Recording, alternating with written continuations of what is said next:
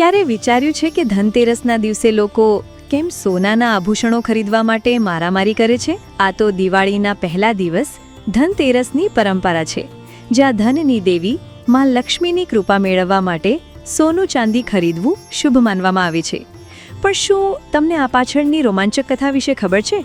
વર્ષો પહેલા એક દયાળુ અને ધનવાન રાજા હિમા રહેતા હતા. એક જ્ઞાની જ્યોતિષીએ કહ્યું કે રાજા હિમાના પુત્રનું મૃત્યુ વિવાહ પછીની ચોથી રાત્રે સાપના કરડવાથી થશે. આ સાંભળીને આખું રાજ્ય દુઃખી થઈ ગયું, પણ તેની હોશિયાર પત્નીએ પોતાના પતિને બચાવવા શયનઘરમાં ચારે તરફ તેલના ઉજળા દીવા પ્રગટાવ્યા, જેથી અંધકાર દૂર થઈ જાય.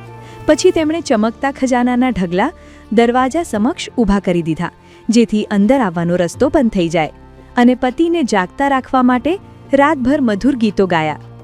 મધરાત્રિ નજીક આવતા મૃત્યુના દેવ યમરાજ સાપના સ્વરૂપે આવ્યા, પણ જ્યારે સાપ દરવાજા પાસે પહોંચ્યો તો દીવાઓની ચમક અને સોના ચાંદીની ઝળહળાટથી તેની આંખો ધૂંધળી પડી ગઈ, અને રાજકુમાર સુરક્ષિત રહ્યા.